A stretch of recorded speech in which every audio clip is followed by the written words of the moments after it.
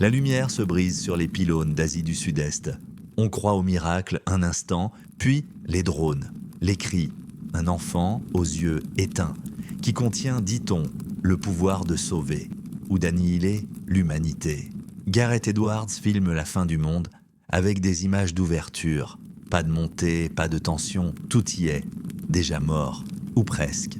The Creator est une fable, lisse et lézardée, qui rêve de spiritualité mais se prend les pieds dans ses propres cordons d'alimentation. Le futur, ici, ressemble à des souvenirs de Rogue One, en plus pauvre, à moitié digéré, avec des miettes de Blade Runner, de District 9, de Terminator, recrachés dans un même bol d'effets visuels, bluffants mais creux. Le problème, ce n'est pas l'ambition. Edward croit en son monde. Il croit que l'hybridation homme-machine est une promesse. Il croit même que le regard d'un enfant robot peut changer le destin. Mais la mise en scène trahit ce que le récit n'ose jamais dire. C'est un film sur un deuil qui ne guérit pas déguisé en blockbuster humaniste. John David Washington traverse les scènes comme s'il cherchait une autre version de lui-même, quelque part dans les ruines. Mais le scénario le tient à distance, il y a de toute complexité.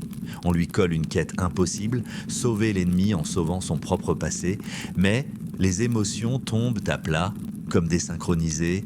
La petite Alfie, androïde aux mimiques calculées, fonctionne par instant. Il y a des plans où l'innocence trafiquée de son visage produit un effet étrange, presque mystique, et puis d'autres où l'on sent trop le calcul, la tentative désespérée de nous faire pleurer au son d'un Zimmer en pilote automatique. La bande-son signée du maître ressemble à un recyclage de ses propres élans épiques.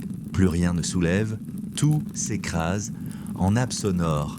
Alors oui, c'est beau, très beau même, tourné avec un matos à 80 000 $, mais un œil de chef opio qui a mangé ses Kubrick. Il y a de la maîtrise visuelle, des idées de design, un sens du gigantisme doux. Mais, sans enjeu émotionnel solide, la beauté devient posture. Et le film, malgré ses promesses de grand spectacle philosophique, ne fait qu'effleurer ce qu'il pourrait être. Un vrai dilemme moral, un adieu au monde, un chant post-humain. À la place, on a une succession de scènes dites qu'assassin spectaculaires privées de chair.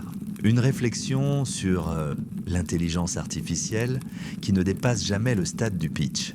Une guerre qu'on observe de loin, comme à travers une vitre sale. The Creator aurait pu être le Children of Men des intelligences artificielles. Il n'est qu'un joli programme qui tourne à vide. Note de 10 sur 20